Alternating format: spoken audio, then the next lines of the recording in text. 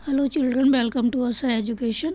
आज हम करेंगे 10वीं क्लास की हिंदी की किताब संचयन का दूसरा चैप्टर सपनों के से दिन। इसके हम करेंगे प्रश्नोत्तर।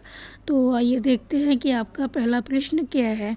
पहला प्रश्न है, कोई भी भाषा आपसी व्यवहार में बाधा नहीं बनती। पाठ के किस अंश से यह सिद्ध होता है? तो यहाँ पर कहा गया है कि पाठ का कौन सा अंश ऐसा है जिससे हमें पता चलता है कि कोई भी भाषा भाषी के लोग, मतलब कोई भी भाषा बोलता हो, लेकिन जब हम आपस में व्यवहार करते हैं, उठते हैं, बैठते हैं या खेलते कूदते हैं तो उनकी भाषा हमें समझ में आ जाती है। तो भाषा जो है वो आपसी व्यवहार में बाधा नहीं बनती है। तो आपको बताना है ये पाठ का कौन सा अंश है जहाँ से ये पता चलता है कि कोई भी भाषा आपसी व्यवहार में बाधा नहीं बनती। तो आंसर होगा कि कोई भी भाषा आपसी व्यवहार में बाधा नहीं बनती। तो यह पाठ के इस अंश से सिद्ध होता है। कौन सा अंश है? तो पाठ में कहा गया है कि हमारे आधे से अधिक साथी राजस्थान तथा हरियाणा से आकर मंडी में व्यापार या दुकानदारी करते थे। तो हमारे आधे से अधिक साथी कहाँ के थे? राजस्थान के थे या हरियाणा के थे? तो इसमें जो लेखक है वो बताते हैं कि उनके आधे से अधिक साथी जो थे वो राजस्थान के थे या हरियाणा के थे और मंडी में व्यापार या दुकानदारी किया करते थे। तो जब वो छोटे थे तो उनकी बोली हमें बहुत कम समझ आती थी। तो हम जब छोटे थे और वो जब बोलते थे तो हम समझ नहीं पाते थे कि वो क्या बोल रहे हैं। तो इसलिए उनके कुछ शब्द सुनकर हमें हंसी आती थी। तो जब वे छोटे थे तो उनकी बोली हमें समझ में नहीं आती थी कि वो क्या बोल रहे हैं, उनको क्या बोलना है या वो क्या कहना चाहते थे। इसलिए हमें क्या होता था, उनकी बोली सुनकर काफ़ी हंसी आती थी। लेकिन खेलते समय सभी एक दूसरे की बात को समझ लेते थे। लेकिन खेलते समय जो ये भाषा थी वो आपस में कोई भी बाधा उत्पन्न नहीं करती थी। तो जो बच्चे थे जब खेलते थे मिलकर तो उनका व्यवहार, उनकी भाषा अलग होते हुए भी एक ही लगती थी। तो भाषा अलग होने से आपसी खेल कूद मेल मिलाप में बाधा नहीं बनती।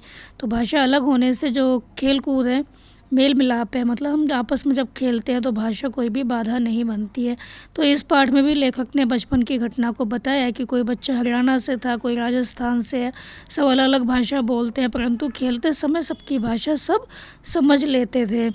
तो उनके व्यवहार में इससे कोई अंतर नहीं आता था। तो हम कह सकते हैं कि कोई भी भाषा आपसी व्यवहार में बाधा नहीं बनती है। फिर आपका दूसरा प्रश्न है कि पीटी साहब की शाबाश फौज के तमगों जैसी क्यों लगती थी, स्पष्ट कीजिए। तो यहाँ कहा गया है कि जो पीटी साहब थे, मतलब जो पीटी टीचर थे, उनकी जो शाबाशी थी वो फ़ौज के तमगों जैसी क्यों लगती थी। ऐसा क्यों लगता था कि फ़ौज में कोई मेडल मिल गया उनको जब वो शाबाशी देते थे। तो आंसर होगा कि पीटी साहब प्रीतम चंद्र जो थे बहुत ज़्यादा कड़क इंसान थे, बहुत ज़्यादा कठोर थे। तो उन्हें किसी ने ना हंसते देखा था, ना किसी ने प्रशंसा करते देखा था। तो सभी छात्र उनसे बहुत ज़्यादा भयभीत रहते थे, डरे हुए रहते थे। तो वो क्या करते थे, मार मार कर बच्चों की चमड़ी तक उधेड़ देते थे, मतलब बहुत बुरी तरह पीटते थे बच्चों को। तो छोटे छोटे बच्चे यदि जरा सा भी अनुशासन भंग करते तो वो उनको कठोर सज़ा देते थे। तो ऐसे कठोर स्वभाव वाले पीटी साहब बच्चों के द्वारा गलती ना करने पर अपनी चमकीली आंखें हल्के से झपकाते हुए उन्हें शाबाश कहते थे। तो जो ये पीटी साहब थे, जो पीटी टीचर थे, तो जो बच्चे थे कभी कभी तो गलती कर देते थे, लेकिन जब वो गलती नहीं करते थे तो ये शाबाशी भी देते थे। तो उनकी जो ये शाबाशी थी बच्चों को फ़ौज के तमगों के जीतने के समान लगती। तो उनको ऐसा लगता था कि वो फ़ौज में है और जो तमगे हैं, मतलब जो मेडल है वो उनको मिल गया हो, फ़ौज में रहते हुए उनको मेडल मिला हो, क्योंकि बहुत सख्त थे। तो जैसे कि फ़ौजी लोग होते हैं बहुत अनुशासन में रहते हैं और कोई भी गलती करते हैं तो उन्हें कठोर सज़ा भी दी जाती है। ऐसे ही इनको लगता था बच्चों को कि वो काय में है, सेना में भर्ती हो गए हैं, फ़ौज में हैं। और जो टीचर हैं वो जब उनको शाबाशी देते हैं तो उनको ऐसा लगता था कि उनको आज तो मेडल मिल गया हो, उनको आज तो तमगा मिल गया हो। फिर आपका अगला प्रश्न है कि नई श्रेणी में जाने और नई कॉपियों और पुरानी किताबों से आती विशेष गंध से लेखक का बालमन क्यों उदास हो उठता था। नई श्रेणी में अगली क्लास में जाने पर जो किताबें थी उनको मिलती थी, और जो किताबें जब मिलती थी उनको तो उनमें जो गंध आती थी उससे उनका जो बाल मन था, मतलब वो छोटे बच्चे थे, तो वो क्यों उदास हो जाते थे। तो आंसर होगा कि नई श्रेणी में जाकर लेखक का बालमन इसलिए उदास हो जाता था क्योंकि उससे किताबें अन्य लड़कों द्वारा पढ़ी हुई ही पढ़नी पड़ती थी, क्योंकि लेखक के पास इतने पैसे नहीं थे कि वो नई किताबें ले सके। तो उनके जो टीचर थे वो उनको पुरानी किताबें दिलवा देते थे। तो लेखक का बालपन इसलिए उदास हो जाता था क्योंकि उनको नई किताबें नहीं मिलती थी और बच्चे थे वो नई नई किताबें लाते थे। तो उसके लिए पुरानी किताबों का प्रबंध जो हेड मास्टर साहब थे वो कर देते थे, क्योंकि लेखक के परिवार की आर्थिक स्थिति थी वो अच्छी नहीं थी, जबकि अन्य बच्चे नई नई किताबें लेकर आते थे, नई कक्षा में नई किताबें खरीदते थे। तो लेखक का बाल मन नई कापियों तथा पुरानी किताबों से आती विशेष गंध से उदास हो उठता था। अब कॉपी तो उनको नई लेनी ही होती थी, क्योंकि कॉपी तो पुरानी ले नहीं सकते थे, तो किताबें वो ले लेते थे पुरानी। तो जो पुरानी किताबें होती है उसमें एक विशेष गंध आती है, तो उससे क्या होता था, उनका बाल मन जो था, वो बच्चे थे वो उदास हो जाते थे, क्योंकि वो देखते थे सारे बच्चों ने तो नई किताबें ली हुई है और उनके पास पुरानी किताबें हैं। तो नई श्रेणी में जाने और नई कॉपियों और पुरानी किताबों से आती विशेष गंध से जो लेखक का बाल मन था वो उदास हो जाता था, क्योंकि उनको लगता था कि उनको भी नई किताबें मिलनी चाहिए। तो अगला प्रश्न है कि स्काउट परेड करते समय लेखक अपने को महत्वपूर्ण आदमी, फौजी जवान क्यों समझने लगता था। तो स्काउट की जो परेड होती थी वो करते समय जो लेखक थे वो अपने आप को एक फ़ौजी के समान क्यों मानते थे।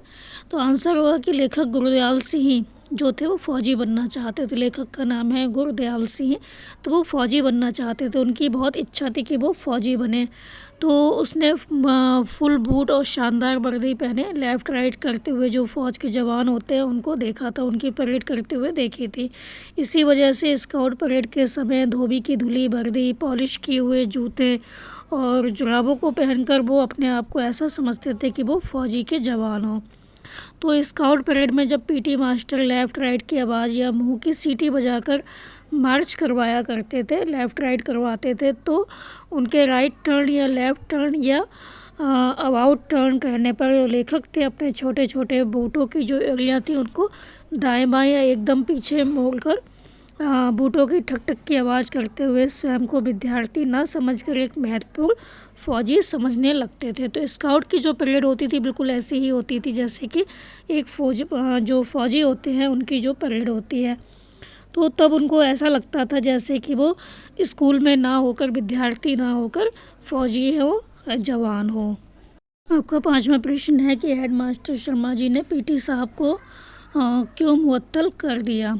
तो हेड मास्टर शर्मा जी ने पीटी साहब को, जो हेड मास्टर साहब थे शर्मा जी, उन्होंने पीटी साहब को, जो पीटी के टीचर थे, उनको क्यों मुअत्तल कर दिया, मतलब उनको क्यों हटा दिया उनके पद से। तो आंसर होगा कि पीटी साहब चौथी कक्षा को फ़ारसी भी पढ़ाते थे, तो चौथी कक्षा को वो फ़ारसी भी पढ़ाते थे। एक दिन क्या हुआ, बच्चे उनके द्वारा किया गया जो काम था वो करके नहीं आए, शब्द रूप रट के नहीं आए। तो इस पर उन्होंने बच्चों को पीठ ऊँची करके क्रूरतापूर्वक बहुत ही बुरी तरह से मुर्गा बनने का आदेश दिया। तो उस समय वहाँ हेड मास्टर साहब आ गए अचानक। तो यह दृश्य देखकर जो हेड मास्टर साहब थे वो उत्तेजित हो उठे। इसी वजह से उन्होंने क्या किया, जो पीटी साहब थे उनको मुअत्तल कर दिया। फिर आपका अगला प्रश्न है कि लेखक के अनुसार उन्हें स्कूल खुशी से जाने की जगह ना लगने पर भी कब और क्यों स्कूल जाना अच्छा लगने लगा। तो जो लेखक थे उनको स्कूल जाना कब अच्छा लगने लगा, जबकि वो स्कूल जाना चाहते नहीं थे। तो आंसर होगा कि लेखक को उस समय के अध्यापकों की क्रूर ढंग से की जाने वाली पिटाई के कारण लगता था कि स्कूल खुशी खुशी जाने की जगह नहीं है। तो उनको लगता था कि भाई स्कूल जाते हैं, मार पिटाई होती है हमारी, तो स्कूल तो बहुत बेकार होता है। फिर भी उसे स्कूल जाना उस समय अच्छा लगता था जब पीटी मास्टर उन्हें स्काउटिंग का अभ्यास करवाते थे। तो वो तो फ़ौजी बनना चाहते थे, जवान बनना चाहते थे, सेना में जाना चाहते थे, तो उनको उस समय बहुत अच्छा लगता था जब स्काउटिंग का अभ्यास होता था। तो पीटी मास्टर के 1 2 3 कहने पर और झंडियाँ ऊपर नीचे दाएं बाएं करना उन्हें अच्छा लगता था। तो स्काउट की परेड के समय पूरी वर्दी और गले में 2 रंगा रुमाल अटकाए बिना गलती के परेड करने पर पीटी मास्टर द्वारा जो उनको शाबाशी दी जाती थी उससे उनको बहुत आनंद आता था, बहुत अच्छा लगता था और उनको इसी वजह से स्कूल जाना भी अच्छा लगने लगता था।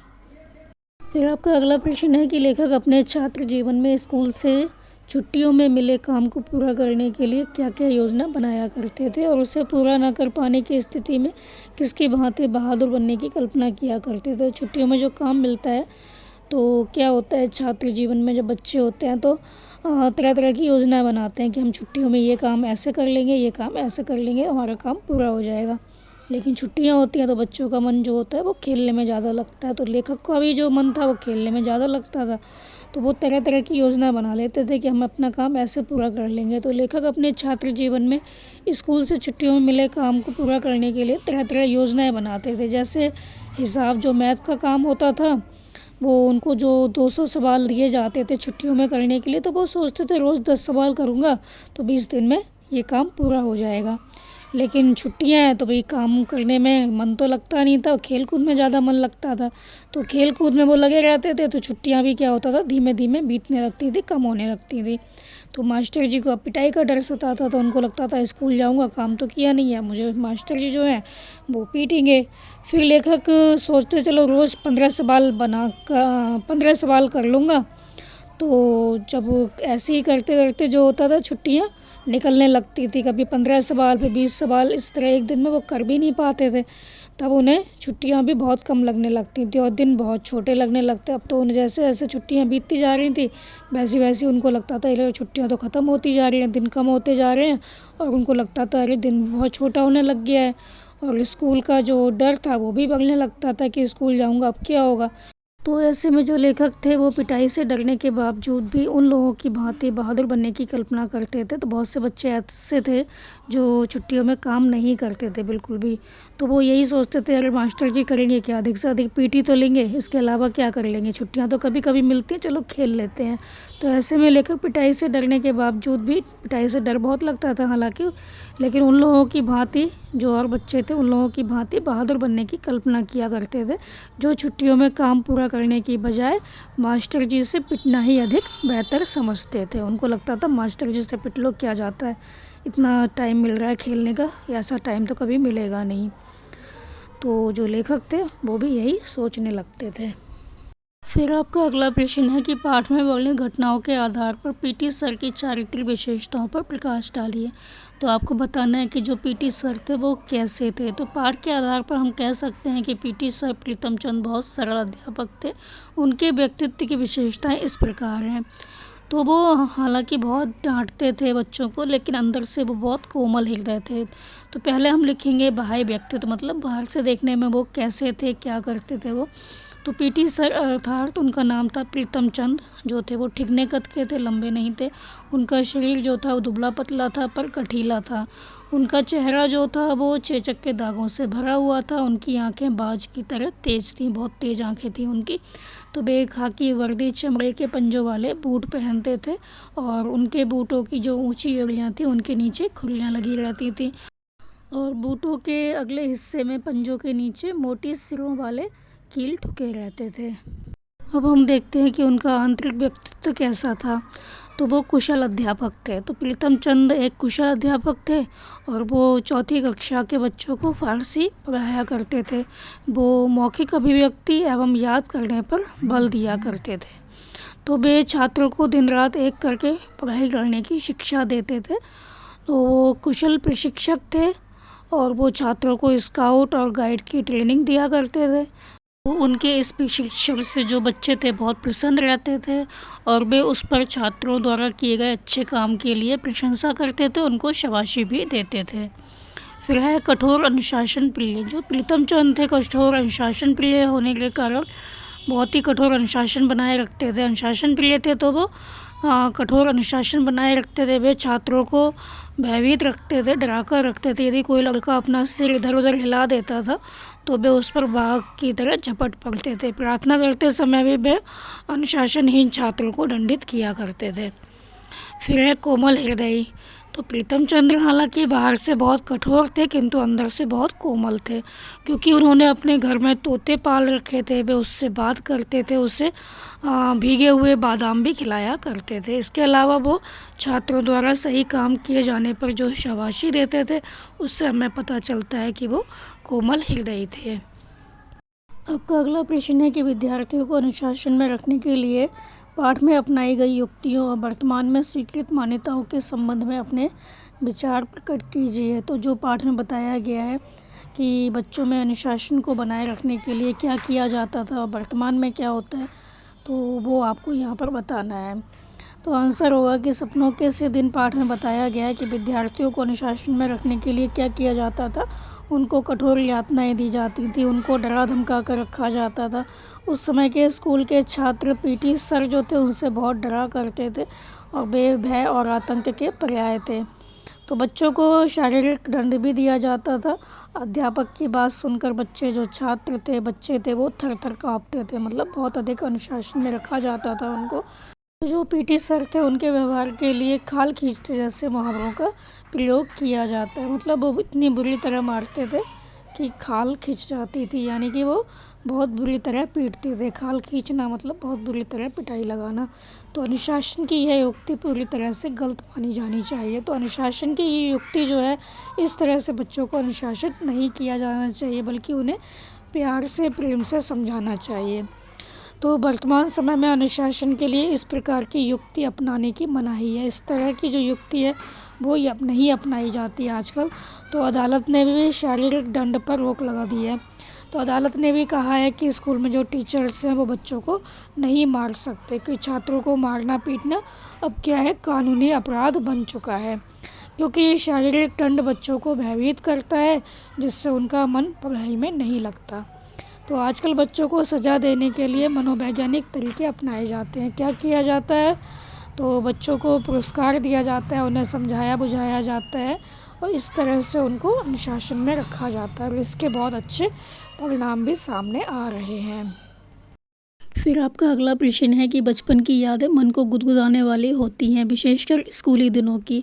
अपने अब तक के स्कूली जीवन की खट्टी मीठी यादों को लिखिए। तो यहाँ पर कहा गया है हमारी जो बचपन की यादें होती हैं वो हमें बहुत अच्छी लगती हैं, बहुत मन को गुदगुदाने वाली होती हैं, लेकिन जो स्कूल की यादें होती हैं, बहुत ही खट्टी मीठी जो यादें हैं वो हमें बहुत भाती हैं। तो यहाँ पर कहा गया है आपके स्कूल की जो खट्टी मीठी यादें हैं अब तक के जीवन की, वो आपको यहाँ पर लिखनी है। तो आपकी जो भी यादें हैं वो आप यहाँ पर लिख सकते हैं। तो जैसे बचपन की और विशेषकर स्कूली जीवन की खट्टी मीठी यादें मन को गुदगुदाती रहती हैं। तो ये यादें सभी की निजी होती है, अपनी होती हैं। तो मेरी भी कुछ ऐसी ही यादें हैं जो मेरे साथ हैं।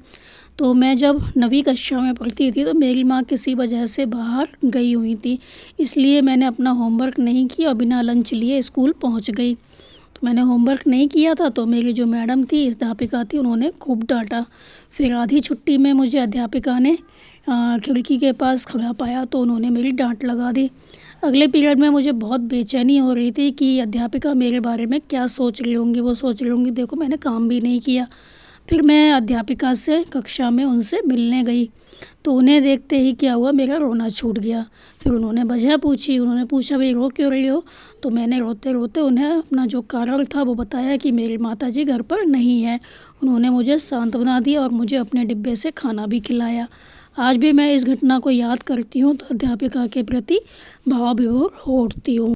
तो मुझे अपने स्कूल के जीवन की जो ये घटना है बहुत याद आती है कि किस तरह से मैडम ने बहुत प्यार से मुझे खाना खिलाया था। तो आपकी जो भी याद हैं अपने बचपन की, स्कूली जीवन की, वो आप यहाँ पर लिख सकते हैं।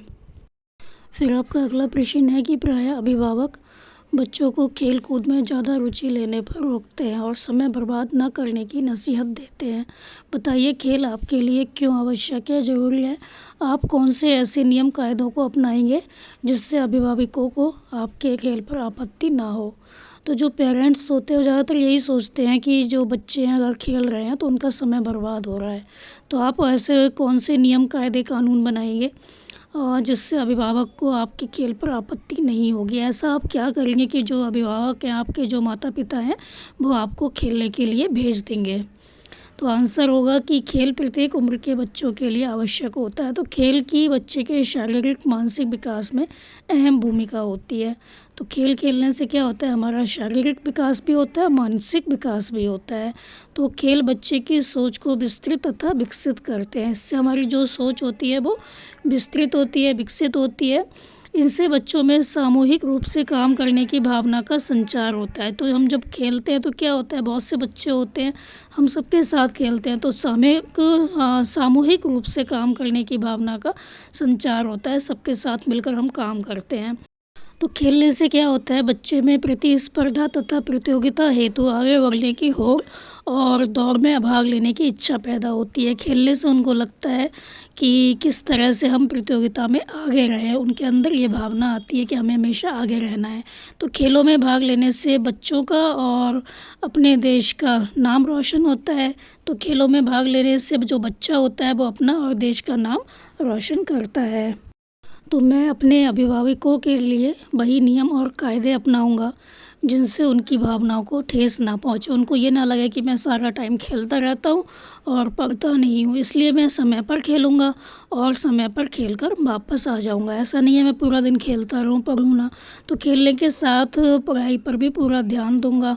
मैं खेलने में उतना ही समय खर्च करूँगा जितना आवश्यक होगा। मतलब मैं केवल वही नियम कायदे अपनाऊंगा जिनसे मेरे अभिभावकों को सुख शांति मिलेगी। उनको ऐसा नहीं लगेगा कि मैं समय बर्बाद कर रहा हूँ खेल कर, बल्कि उनको अच्छा लगेगा कि मैं टाइम पर खेलता हूँ और टाइम पर पढ़ भी लेता हूँ। तो ये थे इस चैप्टर के प्रश्न उत्तर बच्चों। आप इनको अच्छे से समझ कर याद कर लीजिए और हमारे चैनल असा एजुकेशन को लाइक कीजिए, सब्सक्राइब कीजिए और शेयर करना बिल्कुल मत भूला करिए। Thank you.